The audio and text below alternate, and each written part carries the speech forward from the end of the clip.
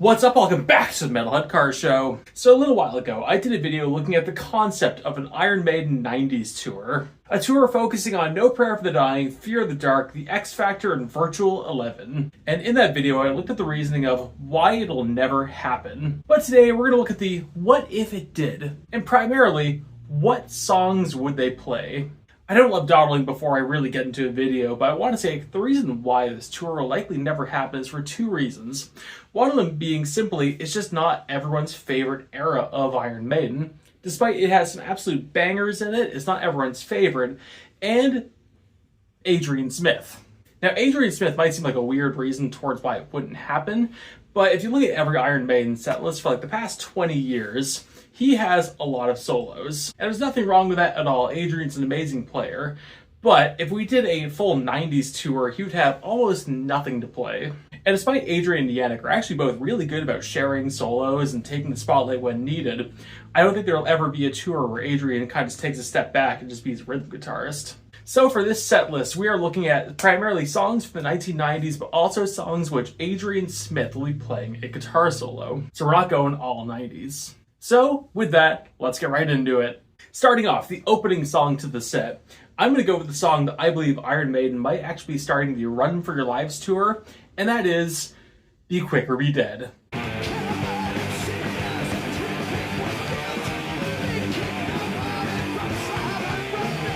Be Quick or Be Dead, it's both one of the shortest and one of the coolest intro songs. It's super aggressive, it's almost thrashy, and it hasn't been played since 1993. It's only played on two tours, being the Fear of the Dark tour and the Real Live One tour. Real Live One tour kind of being a part two to the Fear of the Dark tour, but it really hasn't been played that much. So pulling out arguably one of the best 90s intro songs would be a great fit. After that, song two, going into something that not many people are really going to expect, and that is pulling out Public Enema #1.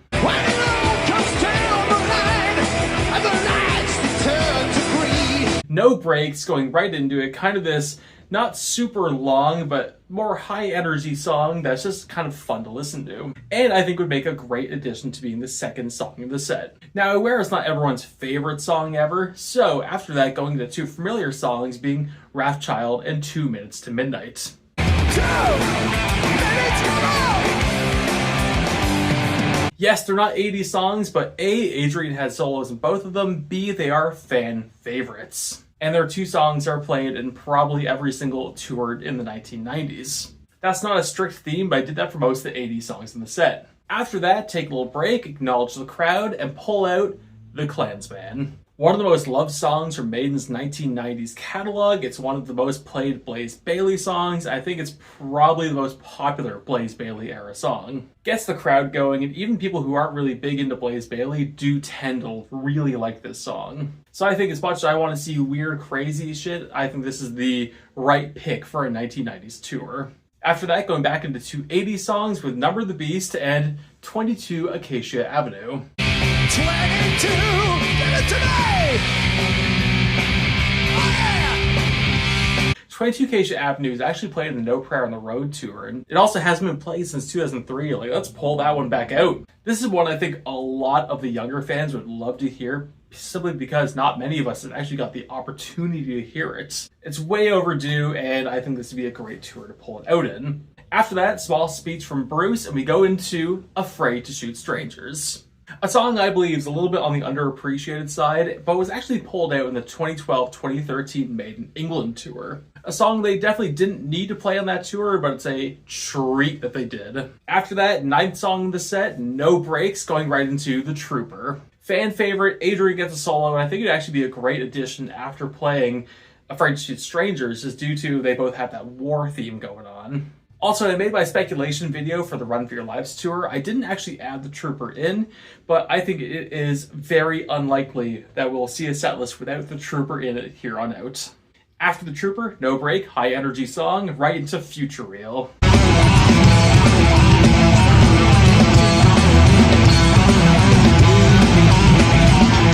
Now, it hasn't been played since 1999, but whilst they were doing it in 99, they actually had Dave and Yannick doubling up on solos.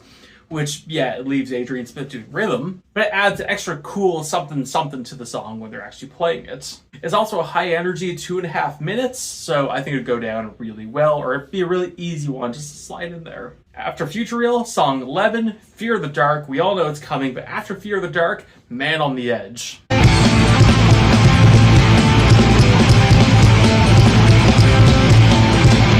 Now, I found Man on the Edge is kind of a given. It's high energy, it's short, it's fun, and even fans who aren't big Blaze Bayley fans tend to like this. Now, putting it after Fear of the Dark purely because when we saw the Legacy of the Beast tour, they were playing Number of the Beast before Iron Maiden. I always kind of like the notion of something short before Iron Maiden. It's also nice to see the whole thing of Fear of the Dark, Iron Maiden broken up a little bit. But with that, you probably figured out the next song is Iron Maiden. Now, frankly, I'd make this the first time we see an Eddie on stage, which may sound a little bit weird, but on the Future Past tour, we saw technically 4 but 3 full mechanical moving Eddies on stage, and I think Maiden needs to dial it back just a little bit. It's cool seeing Eddie walk out on stage, do not get me wrong, but when it was only once a show, it made it so much more special. And honestly, I'd like to know if you agree with me on that one. If multiple Eddies throughout the whole show is kind of dialing it back on how special and cool it feels, or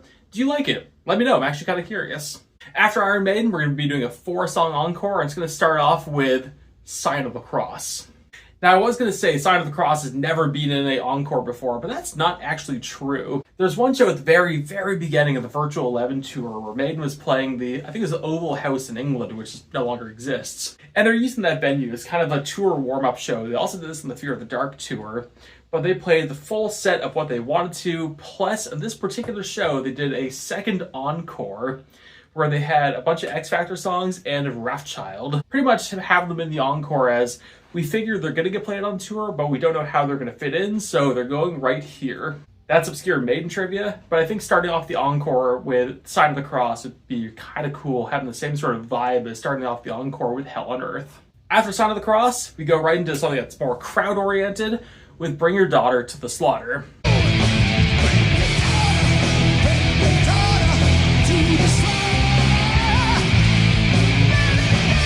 I figure Bring Your Daughter to Slaughter is actually be played this year, but I think this one's kind of a given. A lot of crowd interaction. It's probably one of the most popular No Prayer for the Dying songs, although it is originally a Bruce Dickinson song, but I think it would go down really well.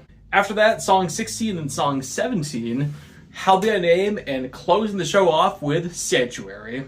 Now with Hell Be Thy Name, there's one change I'd make to that, and it's opposed to doing the Dave Murray Yannick Gear solo, go back to how they were doing in the 80s with Dave Murray, Adrian Smith. Now I think this change happened when Adrian Smith came back. They knew they'd be doing a lot more of his material than the 90s material now that him and Bruce were back in the band. Now I think the solo in Hell Be Thy Name was probably given to Yannick just because he was going to have less solos going forward, so that was kind of his long term. Other weird fact, you can actually find some audio from the Brave New World tour where Yannick falls off stage during Number of the Beast in the encore, and they stop the show, they get him out of there, he goes to the hospital, but they continue the show. Now the encore for the Brave New World tour, which we don't need to be talking about this, but the encore for the Brave New World tour was actually Number of the Beast, Hell Be Thy Name, Sanctuary. So in this case, Yannick's off stage, he's out for the show, so Adrian actually had to go play the solo. So Adrian pulled out something really similar to what he was doing on the Number of the Beast tour, and with that, what he's doing on the Number of the Beast album for the Hell Be Thy Name solo. What's awesome about that is, obviously there was no reversal. Yannick's not planning on falling off stage, nobody is. But Adrian just banged that out as if he actually reversed it. If I can find it, I'll put a link below, but it is actually such a cool bit of weird Maiden lore. And with that, closing with Sanctuary.